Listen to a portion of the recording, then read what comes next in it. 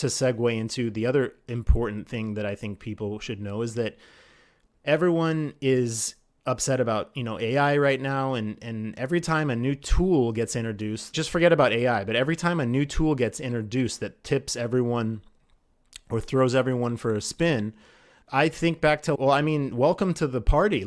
I've had to do this 3 times in my career. When I started school, it was all about traditional painting. It was all about, figure drawing, sketching, marker sketching, developing your painting skills, learning a process for that. Literally from the time we went into school, by the time we got out, it's nope, that's gone now.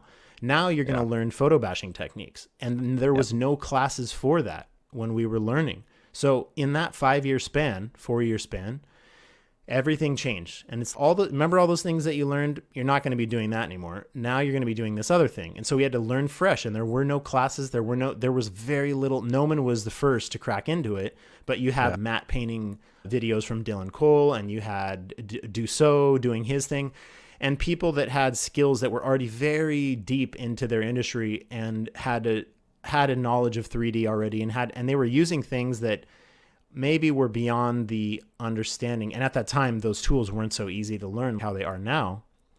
It was hard to grab onto that new material much more than it became years later. So then, once again, now that you're getting comfortable with, all right, I think I got this realistic thing down. We're using photos, we're painting over it, we're integrating things together so it looks kind of seamless. Oh, well, guess what? 4 years later, nope, you're going to be using 3D now. It's not enough to do that. We need it from different angles. We need a more realistic look. People are starting to that design robots are starting to use ZBrush, even though it was miserable at that time to use ZBrush. They were, and people were starting to learn, are you using Lightwave? Are you using Maya? The rendering? It's constant. Everything was always changing. And so to me, this is just one more of those things. You're just going to learn whatever you integrate the new skills however you can, and you learn how to swim. And that's what those of us that were from that era, that we've been doing that since literally we left school. We've been trying to reinvent. And all I can say is just be prepared to, don't freak out. Just understand what is current. And never turn your back on foundational things that make your decision making better and make your understanding, your taste better, honestly, because you can learn whatever tool in a short amount of time. If somebody wants to learn how to use Blender, it's about as spoon-fed as you're ever gonna get in the entire world. It's free. There's free content, free tutorials. Every single thing you want to learn how to do, someone's showing you for free. It's right on YouTube. You can sit on your couch on your phone and look up how to apply a displacement map if that's what you want to learn that day, or volumetric fog, or whatever the thing is that you're trying to learn. I feel it's really the best time for people to get into what we're doing. That's my honest opinion. Yeah, I remember at Gnomon, I remember this guy that was just went in there just for concept art. Oh, I'm not going to get into 3D. I'm pretty sure you're going to have to start using more 3D in your artwork because that's kind of the future. He's no, I'm not going to do it. So it's just those same debates, with the photo bashing is cheating, using 3D is cheating. And it's okay, the making a prompt or using AI is cheating, but you're just going to have to do it, right? So it's a tricky situation because like on Atmo, the site, I put a report AI button on there. And I did that for if you're using 80% AI. Because in my view, I felt, okay, I want people to be able to get jobs, right? And to learn the foundations. And if you're just relying on prompts, then you're not going to be able to get a job. Now, for environment artists, AI isn't really cracking into it so much. Characters, I can see why people are freaking out because they're making some amazing characters and creatures and stuff and armor and everything. So maybe I'll lower that a little less. That's a debate that I'm really open to have with the community. You can't, I don't know, maybe you can use 20% AI, whatever. I'll think about it more, but it is scary, People can think about it. What really freaks me out about the AI is I thought it was really cool. Look at this fun toy. It's helping me come up with ideas, new composition. It's great for ideation, but how fast it evolved. In 1 year, it was what?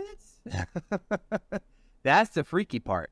So people are freaking out, especially students. I can't imagine what students are feeling now. It's just, well, is there going to be even a job for me, especially for cosplay? For visual effects, making photoreal stuff, that's later on. Who knows? It could be a year, and all of a sudden you're telling it, do a pan, and you have a video. You don't even have to use cameras anymore. But yeah, I can understand why people would be scared now, because they're producing some crazy stuff. You could tell when it's kind of AI, for sure, but Exactly. yeah.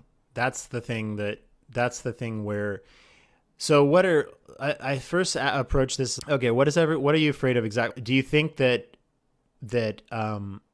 all concept art will be AI, that AI will be, I mean, I know it would be foolish to say that it's not going to put some people out of work because so-and-so's, they just want to fill a board with images to show someone, and it's not really about the fine tuning of the design, right? We want sketches of some ad posters, so possible compositions. So they ran an AI, I think they ran 100 ideas and made it look, Drew Struzan style sketching, and you've got 100 ideas, and it kind of looks like a pencil sketch, and obviously let's leave hands out of it because it's going to look terrible. But other than that, you just got a bunch of composition ideas. I understand why that's a real concern, and it is it's a tough one, and it's a tough debate because it is copyright infringement. In a way, it's taking all of our work that we've posted, and that's how it's able to know how to make a sketch because it's taking someone's sketch and it's copying that. So there is that side of it. There's another side of it, which is, this is where you struggle, is where we're all using photos. We photo bash. You use photos that, you take as much as possible. You use photos that you find online. You paint over it. You change it. You alter it. Is that different? Yes, of course it's different, but it's not as different as people think. I don't think it's as different as people think. You're taking something else that you found and you're applying it. You're taking a photo of a shingles of a house, and you're using that photo to map onto the side of or whatever, a photo, even honestly, anything that you use, that you repurpose, you're taking something that you didn't create originally. And so that will always be a debate. And I do think there should be restrictions, and there should be things that's not allowed to just take people's art. I don't think that's proper, but no, go ahead. Well, I think it's really just going to come down to the lawsuits. Yeah. So we're not going to sure there's the honor code with the community and everything, and respect and all that stuff, and you can kind of filter them out through interviews when you're hiring and stuff, and you can tell probably if they actually know how to draw and everything.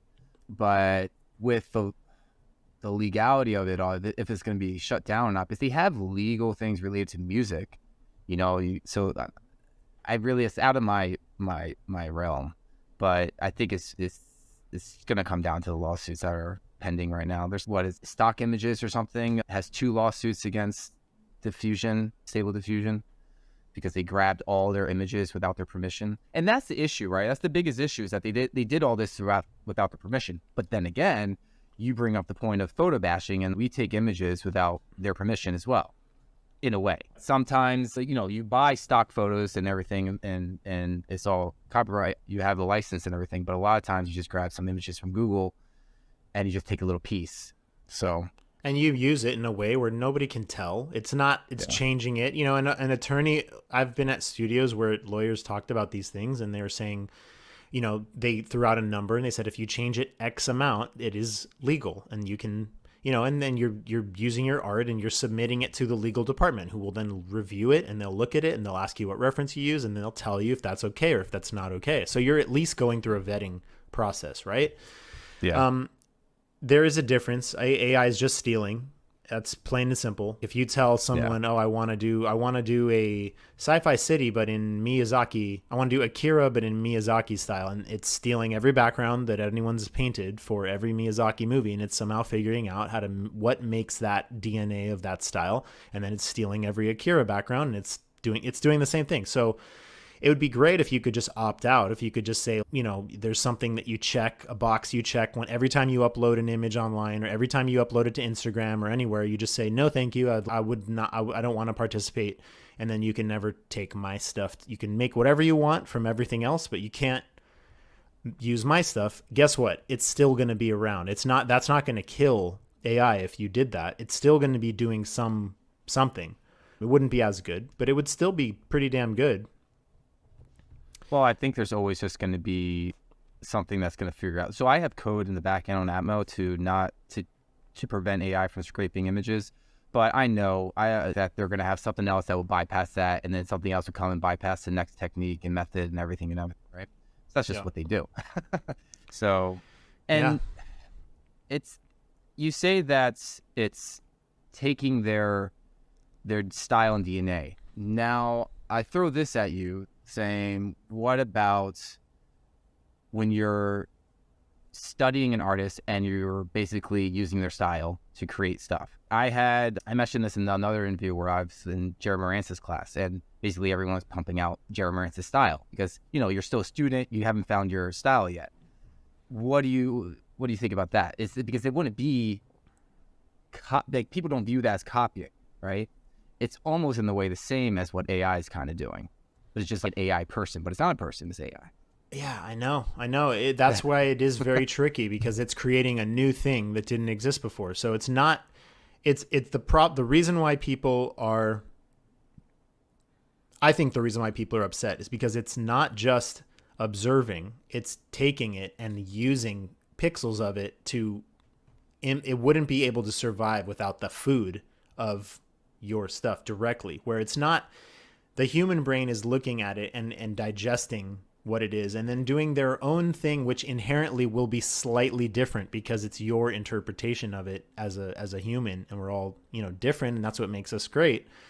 But AI is literally using it as the gasoline, the fuel. It can't do what it's doing without the fuel of all these photos. And then you get into the conversation of, and you see little bits of where it starts to get towards someone's face that you start to recognize, a celebrity. Oh, that looks Halle Berry kind of, or that's starting to look Hugh Jackman a little bit, or you can see little bits of, oh, for some reason it thought that someone meant, even if they didn't enter it into the prompt, it just started to lean towards that look. And you see stuff like that, and you realize, oh, it's just taking of faces. Then again, you can say, yes, but concept artists will do that, and they'll paint over it and they'll change it. So it's the human brain doing it versus it's the machine doing it. It's a tricky one. I think that people wouldn't be nearly as freaked out if people weren't literally being phased out by it. Some people. Yeah. I think the character side is definitely more threatened than the environment side, because as of right now. Yeah, as of right now. It's not good at understanding a real space. It makes bigger mistakes versus a character, which is one silhouette. A character is one thing. An environment is potentially millions of things all arranged in a way that it's trickier. But they'll figure out a way to figure that out too. And honestly, I don't know. All I can say is that things end up the way they're meant to be somehow. And if it's really meant to get taken down a peg or two, then it will be. And I feel they should be held, to the same standards of everyone else, and not being allowed to steal stuff. And that's just kind of it. But there are some big upsides too, dude. Yeah, no, there is definitely. I'll put in a problem. Man, I would not have thought of that idea. It's just like, gee. Even something gigapixel AI, something that uses AI to fill in gaps, or Mid-Journey outpaint, extending a painting further or a photo further. I just need to get an idea of where that would go, and it can just make up the expanded part. Yeah. And it's pretty damn good. And it's not perfect, but it's pretty damn good to start with. Yeah. I mean, that's a useful tool. Do you use it at all as a tool? That what you were just saying? No, I don't use that, but I do use Gigapixel AI. I use every day. It's amazing. Gigapixel AI is essentially a way to enlarge your images to a much bigger size, and just do it using AI to do that. And that's, back in the day, we just finding reference photos, or even photos that I take. I take photos and there's a piece of it that I really, of my sky. I take a lot of skies. I take a lot of trees, a lot of, and on Last of Us, from Naughty Dog, I got in the habit of taking a lot of the best, foliage and sky imagery that I have is mine, that I took specifically for a reason. And you can find a piece of it that's not quite big enough, and you can just take that piece and enlarge it significantly, and boom, now you've got a high res looking thing. I feel like that's different. That's just, That's very different. So in VFX, they use AI tools all the time. They have AI. One of my old studios just announced their Beautify AI, where they just make all these older actors young again. Yep. So, and also with rotoing and some other just kind of steps that you just, brain dead steps that you just want to cut out, speed up the workflow. It's just, people freak out when you see a final image, when you say, wow, you took out 100 steps. So, but it's true. yeah. So let's check out your work.